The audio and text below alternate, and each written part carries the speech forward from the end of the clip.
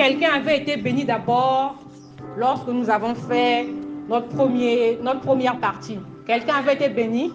On va acclamer pour le Seigneur.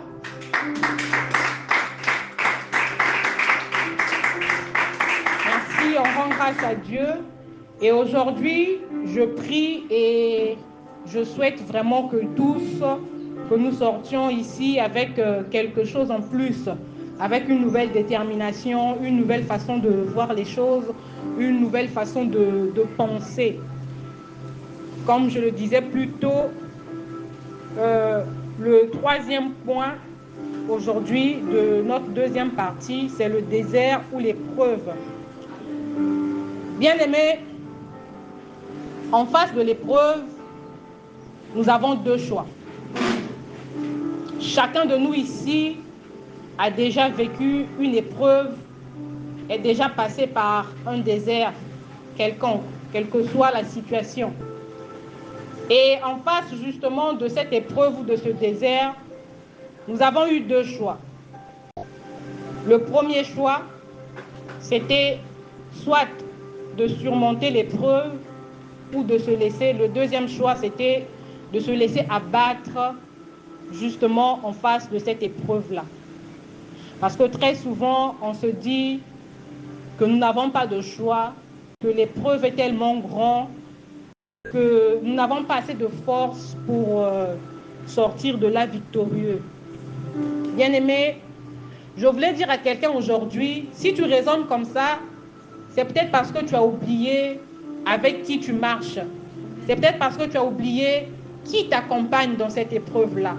C'est peut-être parce que tu as oublié ou encore les situations que tu traverses te font penser différemment pour dire que je suis seul dans cette épreuve. Bien-aimé, tu n'es pas seul dans ton épreuve. Tu n'es pas seul dans ce désert que tu traverses actuellement, bien-aimé. Nous ne devrions pas avoir le choix si et seulement si nous n'avions pas celui qui nous a donné la victoire sur tout. Nous avons nommé ici Christ. De se laisser abattre allait être notre dernier choix si seulement on n'avait pas Christ dans notre vie. Mais dès lors que nous avons Christ dans notre vie, c'est lui qui nous donne la force face à l'adversité. C'est lui qui nous donne la force face à l'épreuve, face à l'ennemi, face à la situation qui se braque devant nous. Bien-aimé, est-ce que quelqu'un peut lire Jean 16, verset 33, s'il vous plaît? Jean 16, verset 33, dans la foule, s'il vous plaît.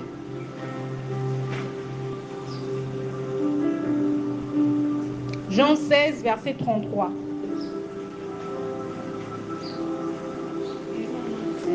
Amen. Oui, juste le verset 33. Je vous ai dit ces choses afin que vous ayez la paix en moi. Vous aurez des tribulations dans le monde. Mais prenez courage, j'ai vaincu le monde. Amen. Est-ce qu'on peut acclamer pour la parole, s'il vous plaît?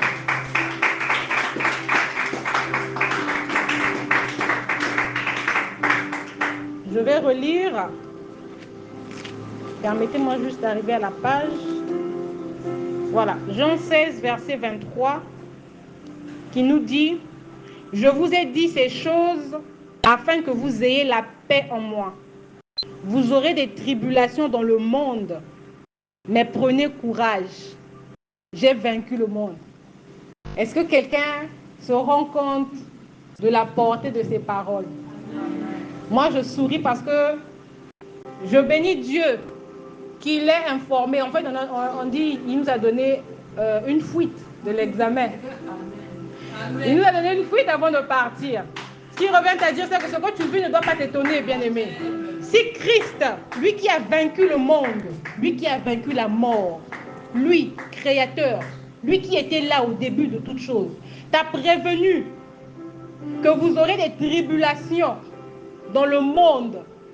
Mais il nous fortifie en nous disant encore, prenez courage, j'ai vaincu le monde. Bien aimé, au départ, j'ai dit, dans mon introduction, si tu te sens seul dans l'épreuve ou si tu choisis l'option de te laisser abattre, c'est parce que tu te dis que tu es seul dans l'épreuve, bien-aimé. Mais ici, dans Jean 16, 33, il nous dit, prenez courage, vous aurez des tribulations dans le monde, mais j'ai vaincu le monde. Bien-aimé, si tu es avec toi, celui qui a vaincu le monde, qu'est-ce que peut te faire l'épreuve? Est-ce que tu peux mourir dans le désert? Je déclare que personne ne mourra dans le désert. Amen. Je déclare que l'épreuve ne va pas te tuer, bien-aimé. Je déclare que l'épreuve ne va pas t'engloutir, bien-aimé. Parce que tu n'es pas seul dans cette épreuve. Tu es là, avec celui qui a déjà vaincu le monde. Avec celui qui a vaincu la mort, bien-aimé. L'épreuve. Le désert fait partie de notre marche chrétienne.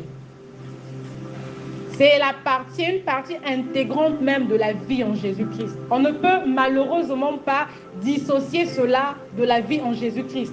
Donc quand tu choisis la vie en Jésus-Christ, c'est un package que tu prends, un tout.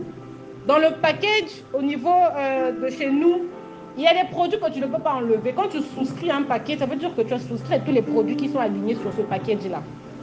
Ça veut dire que quand tu souscris à la vie en Jésus-Christ, tu souscris également à l'épreuve ou au désert, bien-aimé.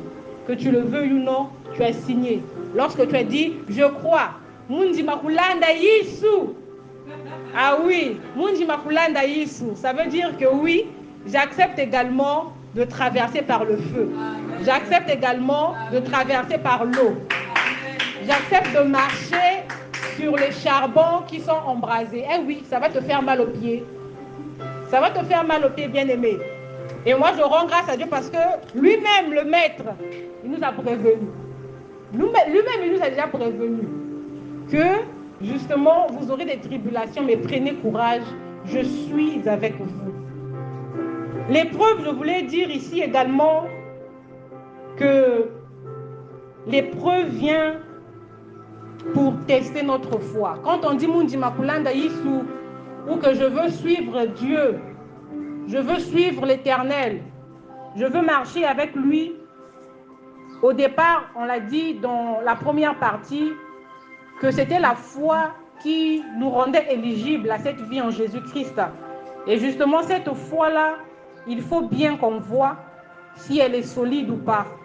Quand on construit une maison, c'est lorsque l'intempérie arrive qu'on voit la qualité des travaux ou du bâtiment dans lequel on se trouve.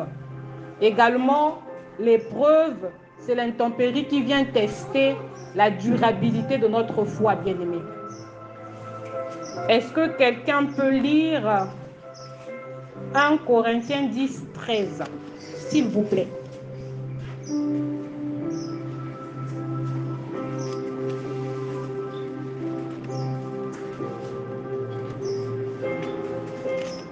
Lisons au nom du Seigneur. Amen. Aucune tentation ne vous est parvenue qui n'ait été humaine. Et Dieu qui est fidèle ne permettra pas que vous soyez tentés au-delà de vos forces. Mais avec la tentation, il préparera aussi le moyen d'en sortir afin que vous puissiez la supporter. Amen. Amen. Est-ce qu'on peut acclamer, s'il vous plaît? On dirait que c'est parce que je suis assise que vous aussi vous êtes assis. Je ne vous sens pas. C'est parce que je suis assise peut-être. Bon, je veux me lever. Je veux me lever. Est-ce que les enfants de Dieu sont là? Amen. Est-ce que ce thème vous intéresse? Ça vous bénit? Amen. Bien-aimé, je disais tout à l'heure que l'épreuve vient également pour tester, pour jauger ou pour vérifier la qualité de la foi ou la durabilité de la foi que nous avons en Jésus-Christ. Ici dans Corinthiens, on nous dit qu'aucune épreuve ne vous est survenue qui n'ait été humaine, et Dieu qui est fidèle ne permettra pas que vous soyez tentés au-delà de vos forces. Mais avec la tentation, il préparera aussi le moyen d'en sortir afin que vous puissiez la supporter. Bon, maintenant, pourquoi tu pleures? Regarde d'abord ton voisin, dis-lui pourquoi tu pleures. Pourquoi tu pleures? La personne qui pleure, c'est la personne qui ne connaît pas la parole. Amen. Est-ce qu'on peut acclamer? La personne qui pleure dans l'épreuve, c'est celle qui ne sait pas que Dieu avait dit, il donnera également les moyens d'en sortir afin que vous puissiez la supporter. Amen. C'est la personne qui ne connaît pas qui va on va dire, murmurer dans son épreuve. C'est la personne qui ne connaît pas qui va se dire, Dieu m'a abandonné. Quand tu sais, ici encore, on nous donne une autre fuite. Il nous dit encore, vous serez tentés, mais pas au-delà de vos forces, bien-aimés. Ça veut dire que, non, on acclame d'abord pour Dieu. On acclame d'abord pour Dieu. Dieu ne peut pas laisser une épreuve entrer dans ta vie qui soit plus que tes forces. Dieu ne peut pas te mettre à l'épreuve au-delà de tes forces. Dieu connaît chacun de nous, bien-aimés. Il connaît chacun des jours de nos vies avant même que ces jours n'existent, bien-aimés. Ça veut dire qu'il connaît quelle est ta limite. Ça veut dire qu'il sait où ta barre a été mise. Ton baromètre s'arrête à quel niveau, il sait. Et justement, l'épreuve qui entre dans ta vie ne peut pas aller au-delà de ton baromètre.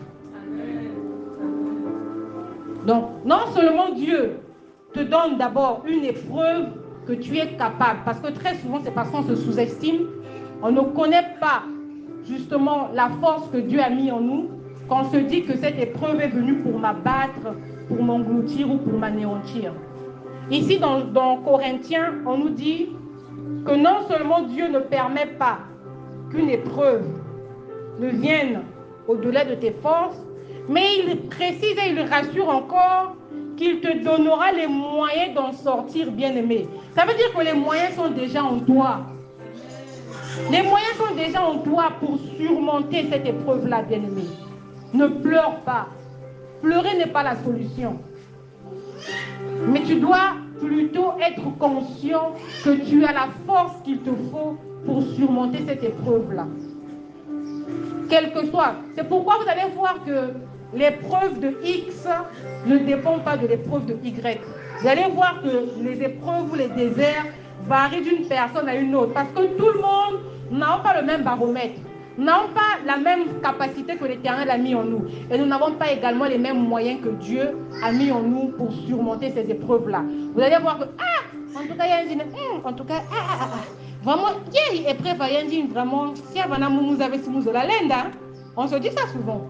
Justement, c'est parce que chacun de nous, l'Éternel nous fait passer par ce désert-là en fonction justement de la force ou de la capacité qu'il a mis en chacun de nous. Et il nous a également donné les moyens en fonction de chacun de nous, bien-aimés. C'est pourquoi je veux dire à quelqu'un aujourd'hui, arrête de pleurer. Tu as la force qu'il te faut pour surmonter cette épreuve-là. Puise en toi, puise au-dedans de toi la force qu'il te faut pour surmonter cette épreuve, bien-aimée, pour sortir de ce désert. Ne soyons pas comme les enfants d'Israël. Amen. Amen. L'épreuve ne vient pas dans la vie de quelqu'un, comme je disais. Ce n'est pas pour t'anéantir. Ce n'est pas pour t'abattre. Ce n'est pas pour te faire pleurer que l'épreuve vient dans ta vie. Mais l'épreuve vient dans la vie de quelqu'un, c'est pour faire grandir une personne. L'épreuve vient dans ta vie, c'est pour ressortir ce qu'il y a au-dedans de toi, bien-aimé. Je crois qu'il y a 2 ou 3 samedis de cela, dis ça. Beaucoup disent aussi, Seigneur, on dirait que tu n'écoutes pas mes prières. C'est comme une image que j'ai balancée dernièrement dans le groupe. Je ne sais pas si vous vous souvenez. Sœur Lise déjà rire parce qu'elle a rigolé quand elle a vu. Dieu, tu n'écoutes pas, j'aimerais que tu écoutes mes prières quand je prie. Et Dieu qui dit aussi, moi aussi j'ai bien envie que tu m'écoutes.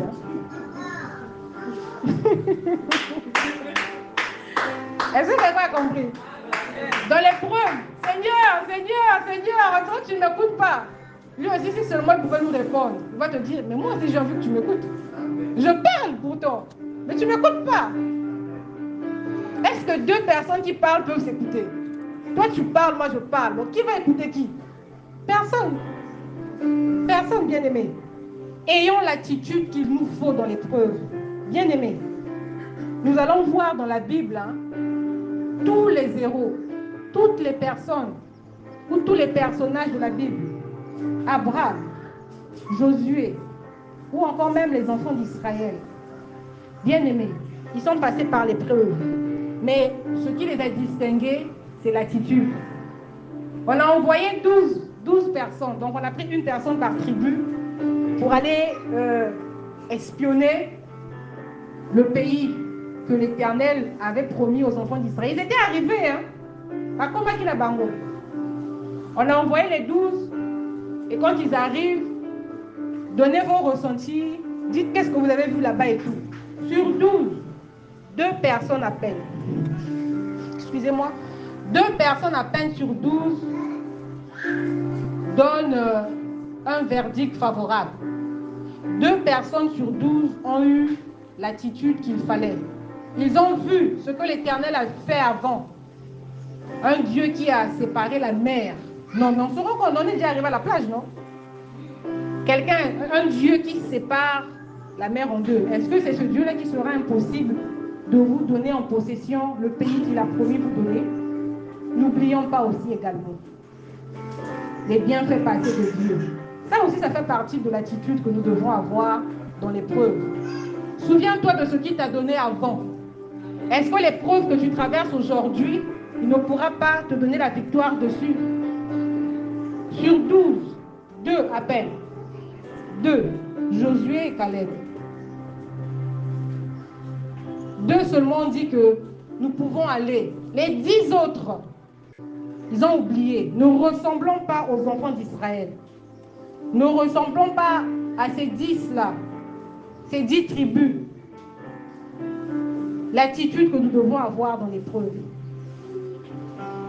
L'attitude que nous devons avoir dans l'épreuve doit être une attitude d'espérance, bien-aimés.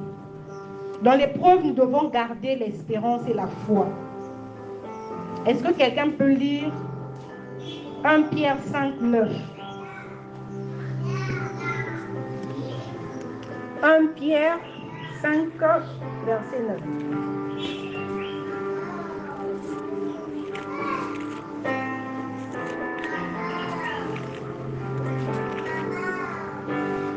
Je vais lire.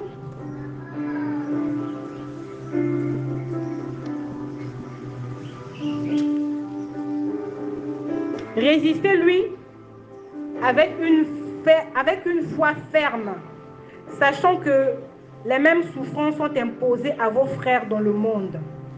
Résistez-lui avec une foi ferme, sachant que les mêmes souffrances sont imposées à vos frères dans le monde. Bien-aimé, tu n'es pas seul à vivre ce que tu vis. Il y a des gens qui avant toi ont vécu ça et ont vaincu. Et il y a des gens également après toi qui vivront ça. Et ce qui va vous distinguer, c'est l'attitude. Ici, on nous a demandé de résister, bien-aimé. Je disais tout à l'heure que ce n'est pas par notre propre force que nous allons y arriver. Ce n'est pas par notre propre force. Ce n'est pas par tes propres diplômes que tu as le travail que tu as aujourd'hui. Ce n'est pas par ta beauté que tu as le mariage que tu as aujourd'hui, bien-aimé. Ce n'est pas par tes compétences que tu es ce que tu es aujourd'hui. C'est par la grâce de Dieu. C'est Dieu qui t'a fait arriver là où tu es aujourd'hui. Ça veut dire que dans l'épreuve également, ce n'est pas ta propre force. Tu n'as pas remarqué que cette épreuve dure, tu as essayé tout ce que tu pouvais essayer en tant que personne. Tu as tout essayé.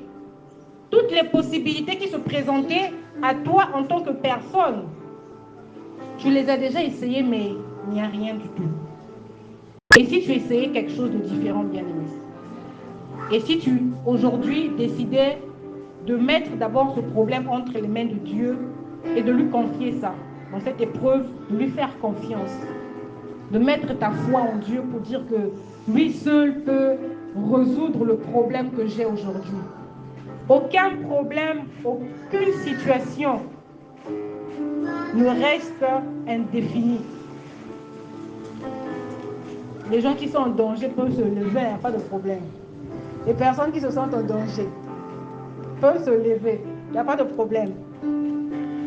Donc je disais, aucune situation ne reste là de façon définitive.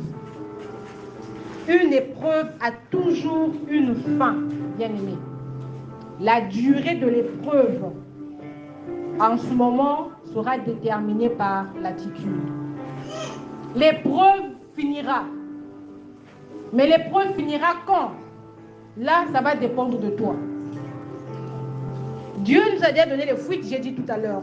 Nous avons lu dans Jean 16, nous avons lu dans Corinthiens, nous avons lu ici dans 1 Pierre. Dieu nous a déjà donné des fuites. Maintenant, la durée de l'épreuve, là, ça ne va tenir qu'à toi. Qu'est-ce que tu fais dans l'épreuve? Est-ce que tu continues de pleurer? Est-ce que tu continues de murmurer contre Dieu pour dire que Dieu m'a abandonné? Dieu ne m'écoute plus. Dieu m'a tourné le dos.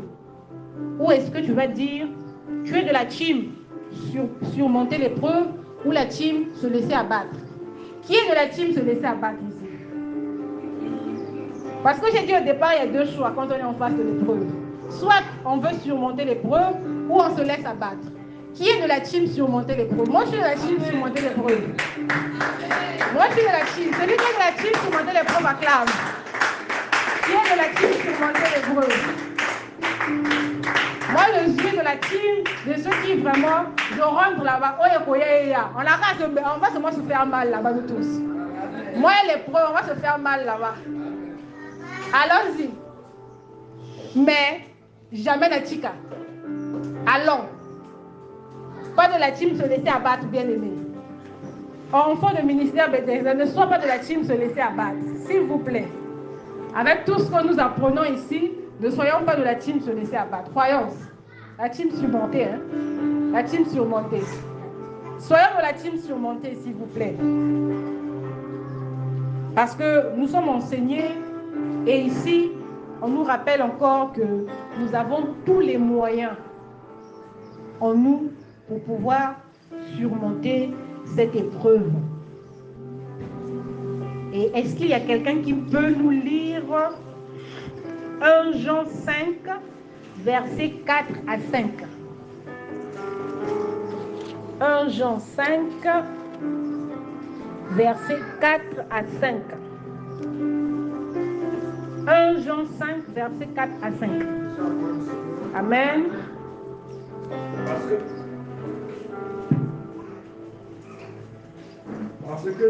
Parce que tout ce qui est né de Dieu triomphe du monde. Et la victoire qui triomphe du monde, c'est notre foi. S'arrête d'abord là, frère Saint, s'il vous plaît. Verset 4. Parce que tout ce qui est né de Dieu triomphe du monde. Et la victoire qui triomphe du monde, c'est notre foi. Quelqu'un peut sourire avec moi? Est-ce que quelqu'un peut sourire? En lisant ça, vraiment, ne devait pas sourire. Ce qui triomphe du monde, c'est notre... Non, je vous ai fait écouter. Ce qui triomphe du monde, c'est notre foi. Ce qui triomphe du monde, c'est notre foi. Or, la foi, c'est la première étape qui nous rend éligibles à la vie en Jésus-Christ. La première des choses qu'on nous demande, c'est de croire. C'est notre foi. On va avancer, frère. Qui est celui qui a triomphé du monde? Sinon celui qui croit que Jésus est le Fils de Dieu. Amen. Qui est celui qui a, attendez, qui est celui qui a triomphé du monde, sinon celui qui croit que Jésus est le Fils de Dieu, la vie en Jésus-Christ. Tu crois que Jésus est le Fils. Tu crois que Jésus est celui qui est le maître de ta vie. Bien-aimé, si tu crois déjà en celui qui a triomphé du monde, l'épreuve ne te fera pas peur. L'épreuve va te faire couler des larmes, mais ne va pas te mettre une corde au cou. Ne va pas te mettre un genou. Ton genou peut être à terre, mais pas pour longtemps. Tu vas te relever. Parce que tu sais que celui qui est en toi est plus fort que tout. Parce que tu sais que celui qui est en toi, c'est le Fils de Dieu. C'est en lui que j'ai mis ma foi. Je n'ai pas mis ma foi en ma propre force. Je n'ai pas mis ma foi on va dire, comment on appelle ça déjà? Au fétiche ou au génie de nos familles. Ah, chez nous, peut-être que moi, génie, peut-être protéger, peut-être. Et n'a pas ni marquina. Donc, peut-être cela par sacrifice. Peut-être moi qui me met ta famille. Bien aimé, qui me met ta famille ne te donnera pas la victoire dans ton épreuve. Le petit truc, le petit câble, le petit, je ne sais pas, ce qu'on t'a donné ne te donnera pas la victoire dans ton épreuve. Mais c'est le fait de croire, d'abord par notre foi, que nous pourrions triompher de l'épreuve et de croire que Jésus est le Fils de Dieu. Celui qui est le créateur de toutes choses, bien-aimé. Si tu crois déjà, tu as déjà vaincu. Ça, c'est la première étape dans l'épreuve. Tu crois déjà, oh, laisse pour toi. N'aimez gagner un déjà. Le reste, c'est les détails. Ce n'est qu'une question de temps. Parce que dans l'épreuve, tu es déjà en train de célébrer Dieu pour la victoire qu'il t'a donnée. Oh, bien-aimé, ayons l'attitude des vainqueurs. Ayons l'attitude des gens qui défient. Dans l'épreuve, tu es déjà en train de bénir Dieu pour la victoire qu'il t'a donnée. Mais pour toi, il n'y a aucun signe de la victoire. Hein. Il n'y a aucun signe il n'y a aucun signe réel. Tu dors, mais tu vois ça. Tu dors, tu vois. Mais dans la réalité, c'est le contraire. Mais toi, tu continues de louer Dieu. La foi, c'est une folie pour les hommes. Ah oui, bien-aimé. La foi, c'est quelque chose qu'on ne peut pas comprendre parce que c'est de cette foi que tu vas tirer cette assurance. C'est de cette foi que tu vas tirer cette espérance. C'est de cette foi que tu vas tirer cette force-là pour dire que même quand je suis dans cette épreuve, Dieu me donnera la victoire sur cette épreuve-là. L'attitude des guerriers. L'attitude de celui qui a déjà gagné. Et je voulais atterrir, si quelqu'un peut lire Jacques 1,12. Jacques 1,12.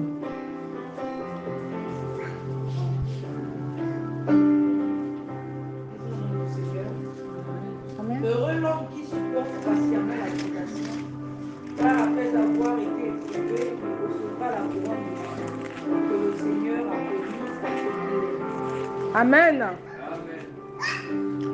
Heureux l'homme qui supporte patiemment l'épreuve, car après avoir été éprouvé, il recevra la couronne de vie que le Seigneur a promise à ceux qui l'aiment.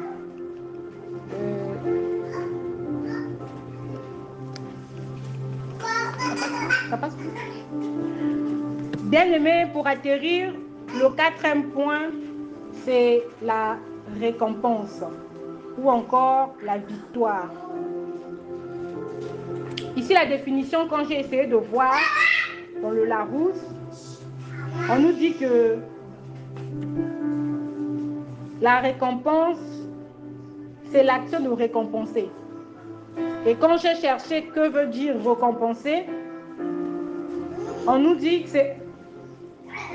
c'est une sanction ou l'avantage qui résulte d'une action ou d'un comportement. Une sanction ou l'avantage qui résulte d'une action ou d'un comportement. Bien-aimé, ici Jacques nous dit ici, un instant, 12. Heureux l'homme qui supporte patiemment la tentation, car après avoir été éprouvé, il recevra la couronne de vie que le Seigneur a promise à ceux qui l'aiment. Ça veut dire, bien-aimé, que la couronne ne vient qu'après l'épreuve, pas le contraire.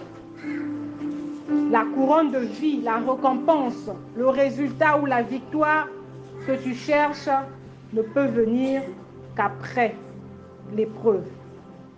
Après avoir supporté patiemment l'épreuve. Après avoir eu l'attitude qu'il te faut dans l'épreuve, bien-aimé.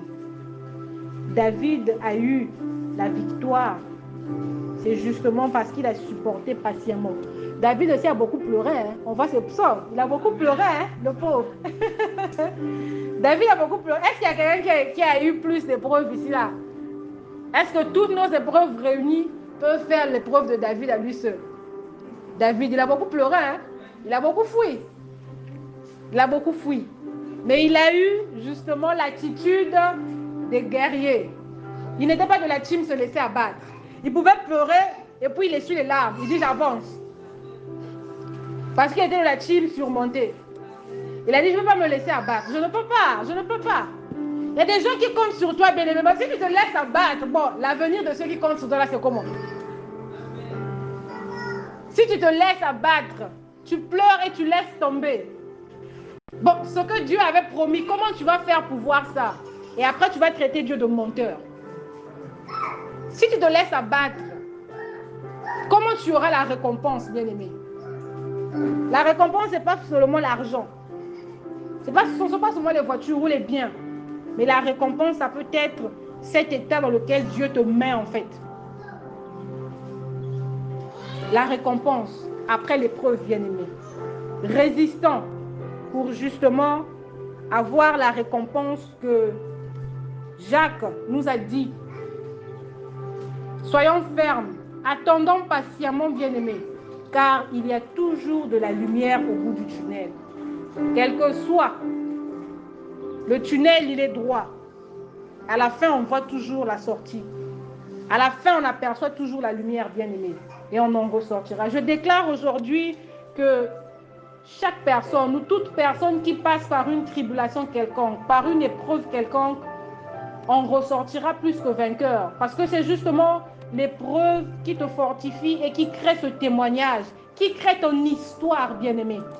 Et je déclare que la victoire sera à nous. Je déclare que la récompense te sera donnée après que tu aies persévéré dans l'épreuve, bien-aimé. Je déclare que l'épreuve que tu vis aujourd'hui ne va pas t'anéantir, mais que ça sera une histoire que tu vas raconter pour donner de la force à quelqu'un également, pour fortifier le cœur de quelqu'un également plus tard, parce que tu sais que toi, tu es passé par là, que Dieu a été avec toi, que Dieu a fait quelque chose dans ta vie, et tu sais également que l'autre qui est passé par là, mon témoignage peut lui fortifier, mon histoire peut lui redonner courage, bien-aimé, parce que justement, l'épreuve m'a permis d'aller à la rencontre du Christ. L'épreuve m'a permis de voir la facette de l'amour de Dieu. Parce que Deutéronome nous le dit, même dans le désert, ton vêtement ne s'est point usé. Ton pied ne s'est point enflé. Oh bien-aimé, même dans le désert, Christ continue de prendre soin de toi. Même dans l'épreuve, bien-aimé, ton vêtement ne s'est pas usé. Parce que Christ est là avec toi, bien-aimé. Christ est là dans ta vie, dans ta barque. Ton pied ne s'est point enflé. Il n'a pas permis cela. Mais il voulait juste voir quelles étaient les dispositions de ton cœur. Si tu garderais, oui ou non, les commandements ou les préceptes qu'il t'a donnés, bien-aimé. Bien-aimé, ne pleure plus dans l'épreuve. Je voulais finir pour dire à quelqu'un aujourd'hui, ne pleure plus dans l'épreuve. La vie en Jésus-Christ, c'est un package, c'est un tout. Et la vie en Jésus-Christ, tu ne peux malheureusement pas enlever d'autres points. Il faut que tu vives tout ça pour faire ton histoire. Amen. Amen. Est-ce qu'on peut acclamer, s'il vous plaît?